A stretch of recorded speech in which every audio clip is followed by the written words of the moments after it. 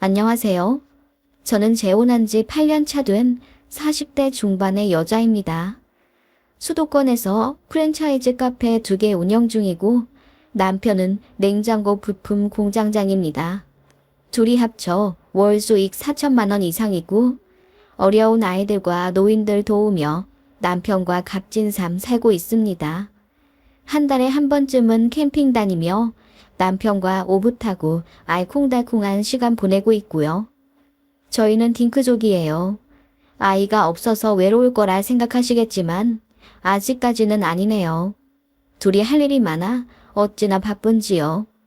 그리고 둘 다 사연이 있는 재혼이라 서로가 더없이 소중하답니다. 남편은 결혼식 올리자마자 부인이 세상을 떠나 사별한 안타까운 사연을 갖고 있고 저는 전 남편의 바람으로 아주 힘든 이별을 한 뒤 만나게 된 재혼이에요. 제가 소가리를 많이 했던 걸 지금의 남편이 누구보다 이해해주고 있어서 상처도 빨리 아물게 된 것 같네요.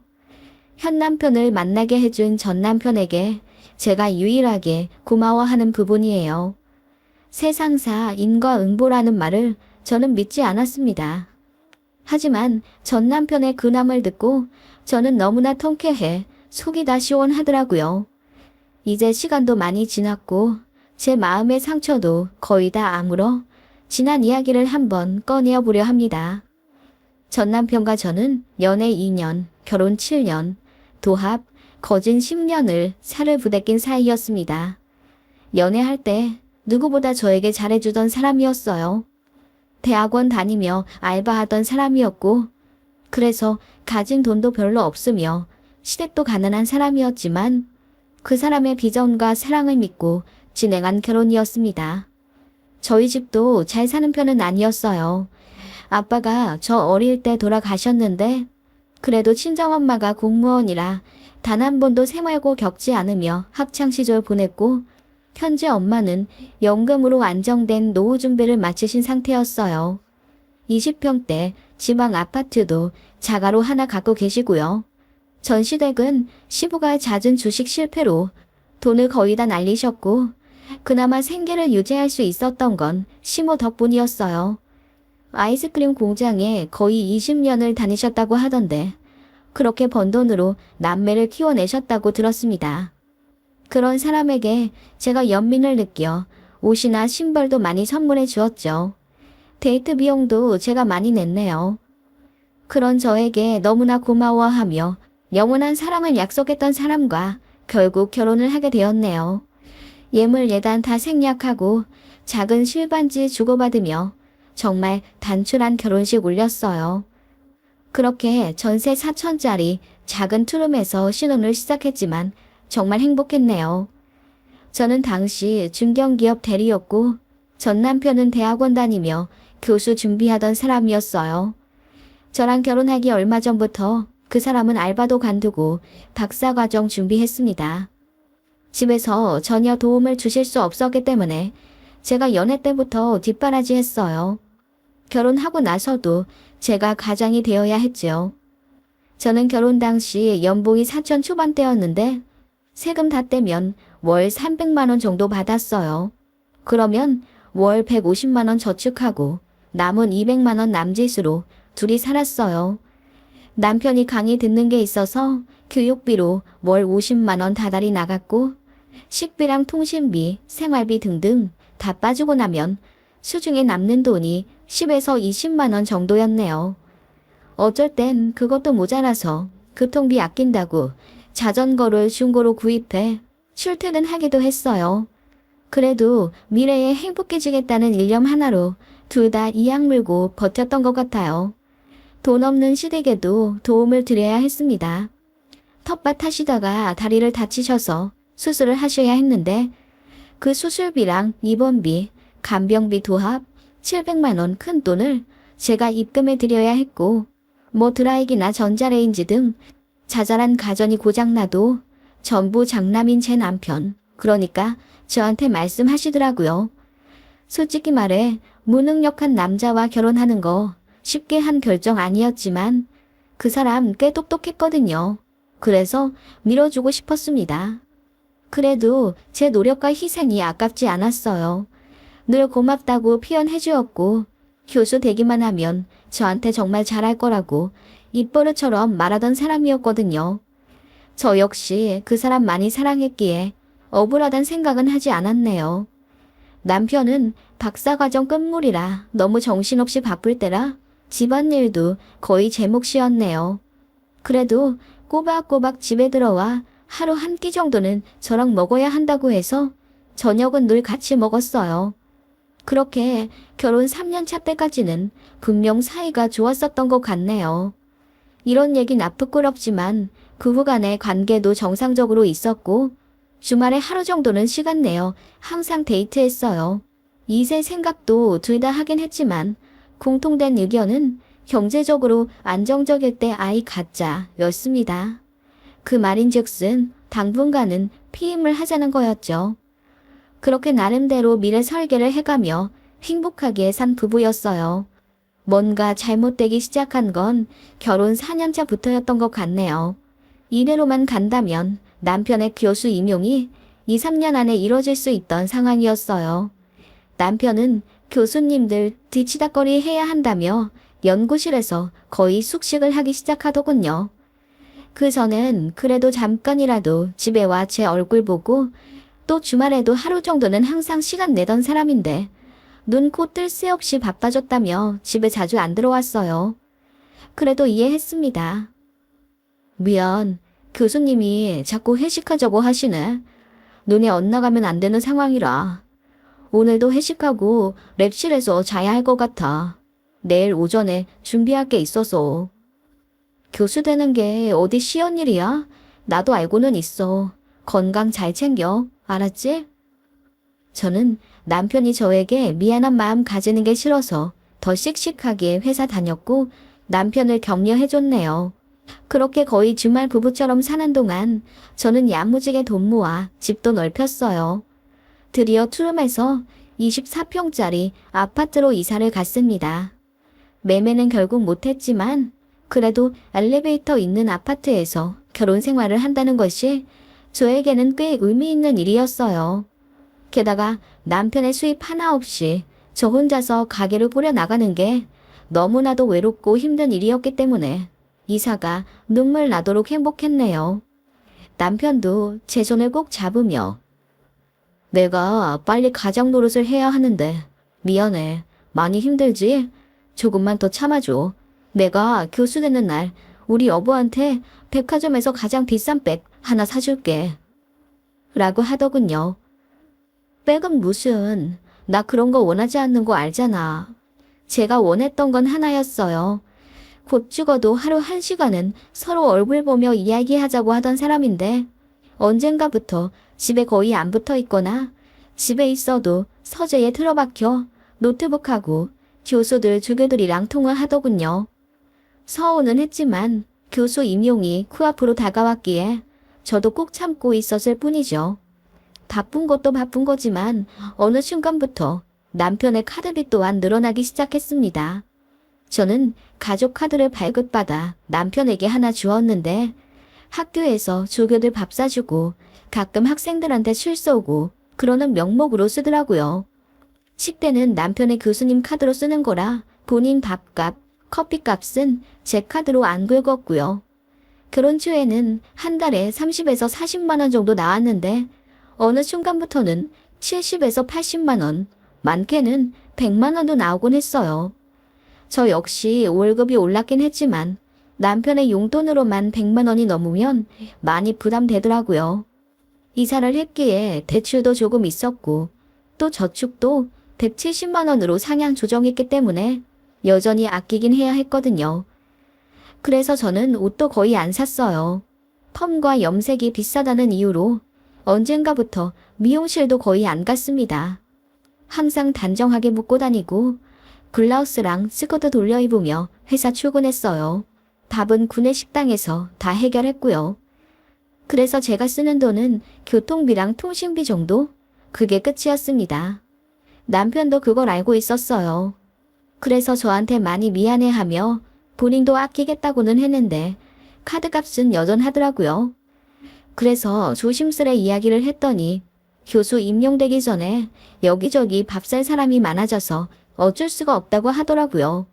안 그래도 맨날 얻어먹고 다니는 입장인데 여기서 더 아낄 순 없다며 미안하지만 저더러 좀만 더 참아달라고 하더군요. 그렇게 저는 감내와 이해만으로 달콤한 신혼을 다 낭비하며 살았네요. 바보 같지만 그땐 그럴 수밖에 없었습니다. 그렇게 결혼 6년 차 드디어 남편이 교수 임용이 되었어요. 분명 수도권으로 발령 날 거라고 했는데 말도 안 되게 편도 4시간 거리 지방으로 발령이 났습니다. 여보, 어쩔 수 없겠더라고. 나도 여보랑 같이 있고 싶은데 처음에는 지방으로 가야 한대. 저는 너무 상심해서 눈물마저 나오더라고요. 그러자 남편이 당황한 채로 저를 달래며 주말마다 꼭 올라오겠다고 약속했습니다. 그렇게 남편은 지방의 한 대학 교수님이 되었고 저희는 주말 부부가 되었어요. 속상했지만 그래도 주변에서 저더러 교수 부인 된 거 축하한다며 다들 웃으며 말하니 울상짓지도 못하겠더라고요. 남편한테 아이 갖는 건 어떻게 하냐고 물으니 남편이 그냥 이대로 딩크로 하는 것도 좋겠다고 하더군요. 저는 딩크는 상상도 못했어요. 제 나이에 30 중후반이 다 되어가지만 여전히 아이는 갖고 싶었고 남편 교수 되기만 하면 시험관이든 뭐든 해서 바로 임신하고 싶었거든요. 그런데 아이는커녕 어느 순간부터 저희에게 부부관계도 없었습니다. 남편이 너무 바쁘다는 이유로 저를 아는 생각조차 없어진대요. 그래서 그것까지 이해했습니다. 하지만 갑작스런 딩크 제안은 저도 너무 속상하더라고요. 그래서 그것 때문에 부부싸움을 좀 했습니다. 너무해. 이렇게 살 거였으면 차라리 결혼을 안 해도 됐었잖아. 이게 뭐야? 그냥 연애하던 때랑 똑같지. 아이도 갑자기 안 갖겠다니 나는 당황스러울 수밖에 없지. 제가 속상해서 이렇게 이야기를 하자 남편이 갑자기 이상한 포인트에서 화를 내더라고요. 뭐? 결혼하지 말 걸 그랬다고? 너 나랑 결혼한 거 후회하냐? 그렇게 말꼬리를 잡으며 윽박 지르더라고요. 그러더니 그동안 저 때문에 힘들었다며 화를 내는 거예요. 그래, 나 무능력한 남편이었던 거 맞아. 너한테 생활비 한 번 못 주고 네 월급 받아 네 카드 쓰며 살았어. 그래서 나도 얼마나 눈치 보였는지 알아? 나도 매일매일 괴로웠다고. 남편은 그렇게 말하고는 당분간 시간을 갖자고 하며 주말에 신혼집에 안 올라오겠다 하더군요. 안 그래도 교수 되고 나서 할 일이 너무 많은데 저 때문에 머리도 복잡해진다고 주말까지 학교 출근하며 일할 거래요. 그렇게 얼굴도 못 보고 전화통화도 못한 지 3주 정도 지났을 때였습니다. 이렇게 지내는 건 아니겠다 싶어서 제가 먼저 전화를 걸었어요. 그런데 안 받더라고요. 그래서 주말 토요일 동트기만을 기다렸다가 바로 새벽에 차 끌고 고속도로를 나왔습니다. 남편 자취방에 가서 이야기 좀 해보려고요. 그렇게 4시간을 달려 도착했더니 10시쯤이더군요. 전화를 해도 안 받길래 문자를 남겼습니다. 지금 당신 사는 도시에 도착했다고요. 그랬더니 바로 전화가 오는 겁니다. 왜 말도 없이 와? 너 정말 사람 질리게 한다. 당분간 시간 좀 갖자고 했잖아. 그렇게 윽박 지르더니 저더러 절대 오지 말라고 하더군요. 저도 화가 나서 이혼할 거면 얼굴 보고 이야기하자고 얘기하고 자취방으로 쏜살같이 달렸습니다. 그렇게 건물 입구로 갔는데 어떤 여자가 덜 마른 머리로 후다닥 뛰어나와 골목으로 사라지는 뒷모습이 보였습니다. 그때까지만 해도 그냥 같은 건물 사는 여자인 줄 알았죠. 남편 자취방은 이번이 2번째였습니다. 교수 임용되고 처음 이사가던 날 집 정리해준다고 한 번 가고 그 이후로 몇 달 동안 못 왔어요. 남편이 모르게 하기도 했고요. 그렇게 낯선 문 앞에서 노크를 하는데 아무 대답이 없더라고요. 분명 인기척이 들리는데 말이죠. 그래서 문이 부셔져라 두드리니 드디어 남편이 문을 열더군요. 땀 범벅이 되어 있었습니다. 뭐 하고 있길래 이제 문을 여냐고 하니 주말이라 대청소를 했대요.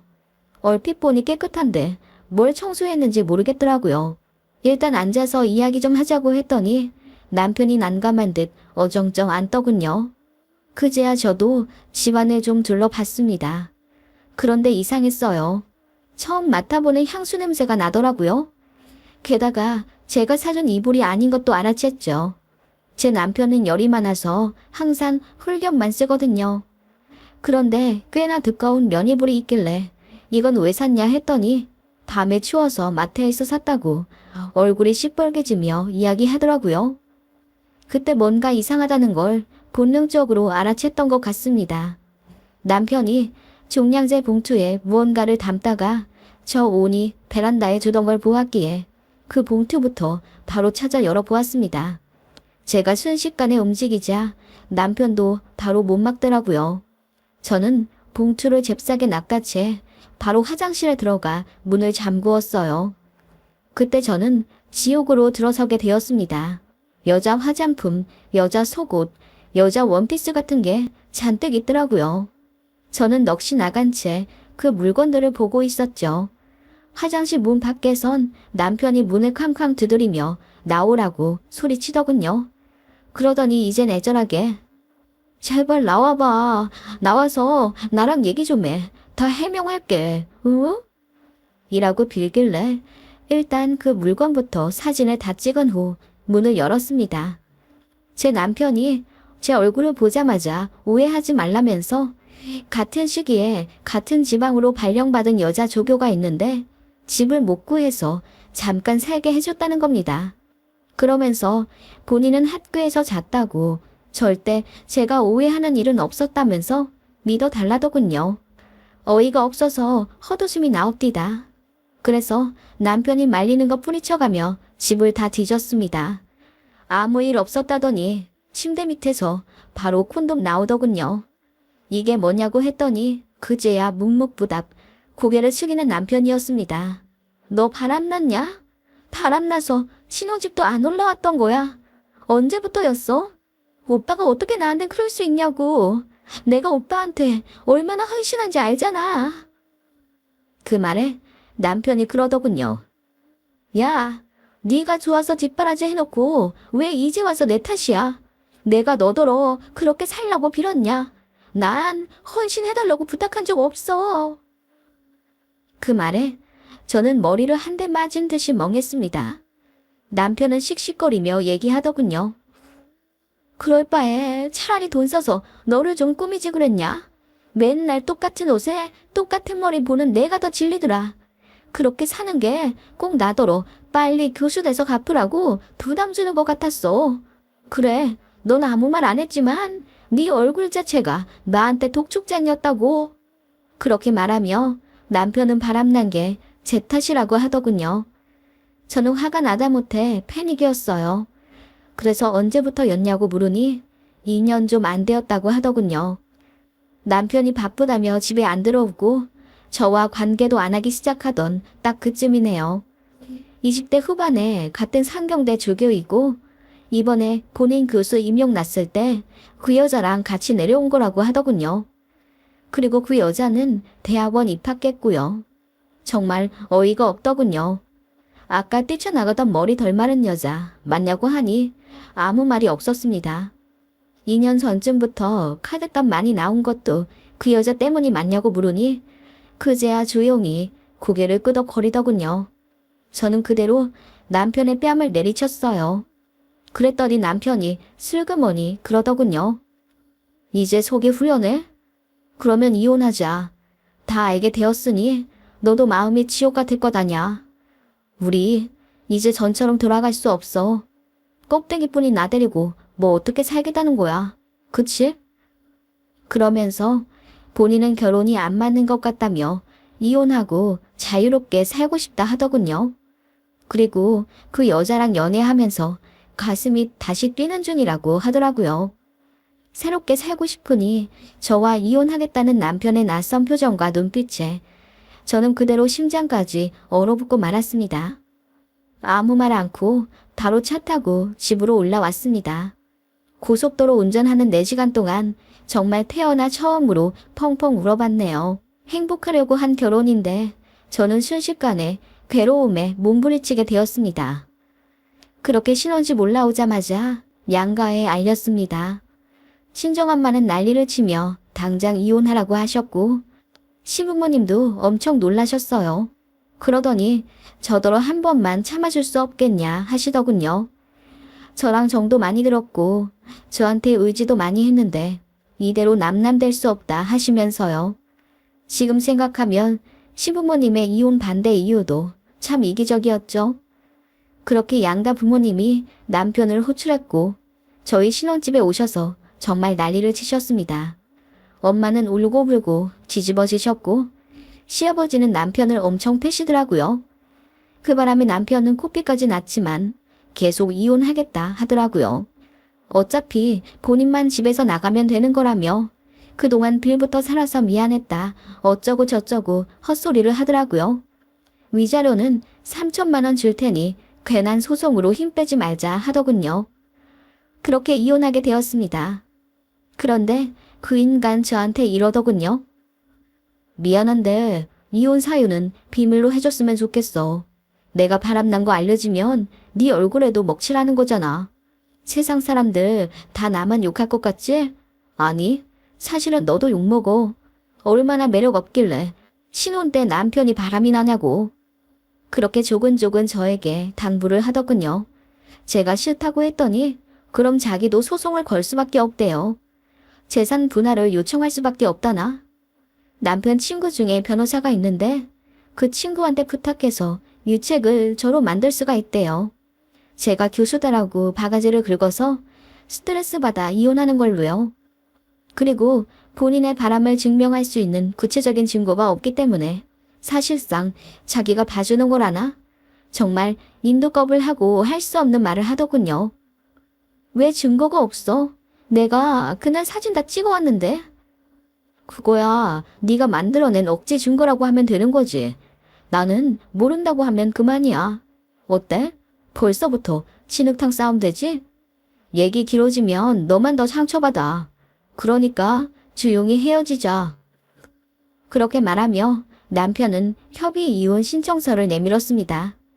조용히 집에서 나가줄 테니 저한테도 조용히 입 다물고 이혼해달라는 무언의 조건이었죠.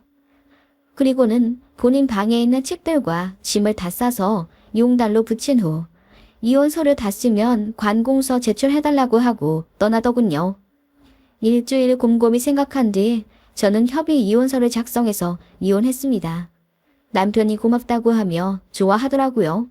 그치만 절대 고분고분하게 그 새끼를 보내주고 싶지 않더군요. 평생을 착하게만 살아온 저였지만 이제는 악다구니밖에 남지 않았습니다. 뒤에서 조용히 사람을 시켜 남편의 바람난 여자 신삼을 조회했어요. 그리고 그 여자 부모님 직장까지 전부 알아냈습니다. 그리고 현수막 제작 업체에 찾아가서 남편과 그 여자 사진을 대문짝만하게 넣은 후 7년 내조의 교수 만들어놨더니 바람나 이혼 요구하는 남편과 그 상간녀라고 인쇄해달라고 했습니다. 그리고 저는 휴가를 써서 평일 새벽에 남편의 대학교로 찾아갔습니다. 그리고 그 현수막 10개를 전부 여기저기 다 걸어놨어요. 그랬더니 날 밟자마자 제 폰으로 굴란듯이 전화가 오더군요. 남편이었습니다. 어떻게 네가 나한테 그럴 수 있어? 나 엿먹이려고 작정한 거야. 나 임용된 지 이제 1년 좀 넘었는데 내 얼굴에 이렇게 먹칠할 수 있어? 소리를 지르는 남편에게 저는 말했습니다. 이혼 사유 밝혀주면 내 얼굴에나 먹칠하는 거라며? 그래서 내 얼굴에 먹칠한 건데? 야, 나 당장 어떻게 수업 들어가라고? 너 진짜 돌았냐? 내가 너 가만히 둘 것 같아. 너 고소할 거야. 남편은 그렇게 악다구니를 치며 발악을 하더군요. 그렇게 남편은 학교에서 개망신 당했습니다. 남편뿐만 아니라 대학원 다니는 그 상간녀까지 덩달아 얼굴이 팔렸죠. 저는 그걸로는 모자라다고 생각했습니다. 상간녀에게 연락해 무릎 꿇고 빌라고 했습니다. 그랬더니 싫다고 하더군요. 본인 얼굴 다 팔려서 이미 자긴 괴로워 죽겠다고 제값 다 치렀으니 이제 홀가분한 마음으로 제 남편과 행복하게 지낼 거래요. 어디 한번 그래 보라고 했습니다. 저는 상간녀의 부모님께 전화를 드렸어요. 제가 누군지 밝히니 깜짝 놀라시더군요. 자기 딸이 연애하는 건 알고 있었는데 유부남이랑 바람피고 있었던 줄은 몰랐나 보더군요. 그런데 팔은 안으로 굽는다고 이제 어차피 이혼했는데 상관없지 않냐며 학교에서 망신당하고도 부모님한테 말 못했을 자기 딸이 더 딱하다며 저더러 너무하다 하더군요. 제가 너무하다고요? 그 말 하신 거 후회 안 하시죠? 그래요. 할 만큼 다 한 것 같으니 이제 우리 딸 괴롭히지 마요. 택도 잘한 것 없는 것 같으니. 아니요. 할 만큼 다 하다뇨. 아직 할 때 무지하게 많이 남았습니다만. 저는 깔깔거리고 웃으며 끊었습니다. 그리고 상간녀에게 말했죠. 나 아직 현수막 안 버렸거든. 니네 부모님 나라교회 다니시지? 그리고 너네 아빠 대면 건축 부장님이시고 잘 봐도 내가 어떻게 하는지. 그러자 상간녀가 벌벌 떨며 울더라고요. 그러더니 무릎 꿇겠다며 저 있는 곳으로 오겠다고 하는 거 듣다고 했습니다. 그렇게 저는 주일날 상간녀 부모님의 교회 앞에 현수막을 또 걸었습니다. 얘기를 들었는지 남편이 상간녀 아버지 직장 앞에서는 이미 나와 있더라고요. 그래서 직장 앞에는 안 걸고 교회에만 걸었습니다. 신도들이 웅성거리며 난리치고 뒤늦게 상간녀 부모님들이 그거 보고 울면서 찢어버리는 장면까지 멀리서 보고 떠났습니다. 속이 다 시원하더라고요. 그냥 거기까지만 했습니다. 더 하면 더 할 수 있었지만요. 전 남편이 고소할 줄 알았는데 안 하더군요. 저는 이미 벌금까지 다 준비하고 있었는데 말입니다. 그리고 저는 퇴사했어요. 회사에도 소문이 다 나서 저를 보며 수근거리는 걸 보고 참을 수가 없겠더라고요. 그래서 관두고 엄마 집으로 들어왔어요. 전세 빼고 정리할 거 다 정리하니 수중에 1억 좀 안 되게 남더군요. 제가 재테크도 해서 주식으로 좀 불렸거든요. 그 돈에 대출 조금 받아 카페 차렸습니다. 그리고 카페 하면서 알게 된 사람과 연애했고 재혼했습니다. 그게 지금의 제 남편이고요. 공감 능력이 뛰어나 제 마음을 찰떡같이 알아주는 고마운 사람입니다. 이 사람 만나 저는 일이 더 잘 되었고 마음도 너무나 편해졌어요. 제 2의 인생을 사는 기분입니다. 이혼하고 나서 사람에게 뒤통수 맞았다는 사실에 너무나도 힘들었는데 이제는 아주 행복해요. 전 남편은 저랑 이혼하고 나서 바로 그 여자랑 재혼했다고 하더라고요. 그런데 3년도 안 되어 다시 이혼했다고 들었습니다. 사유는 아내의 바람이요. 그러니까 그 상간녀가 바람이 난 거였어요. 대학원 같이 다니던 5살 연하 남자랑요. 그래서 전 남편 울고불고 난리 나서 아파트 단지 뒤집어 엎어버리고 소주 원샷하고 차 끌어서 사고 냈다고 하더군요. 그래서 면허도 취소됐다고 들었습니다. 교수 자리도 박탈당하고요. 그 바닥 참 좁은데 전 남편에 대한 소문이 더러워져서 불러주는 곳도 없으니 다시 교수직 하지도 못하고 반백수로 산다고 하더군요. 얼마나 지옥 같을까요? 그러면서 저한테 다시 연락하고 싶어서 여기저기 찔러본다고 들었습니다만 모두가 매몰차게 넌 인간도 아니다. 정신 차려라. 욕해줬다고 하더군요. 속이 얼마나 시원하던지요. 그 이후로는 어떻게 사는지 모릅니다. 관심도 없고요. 사람 가슴에 대못 박은 자들의 최후.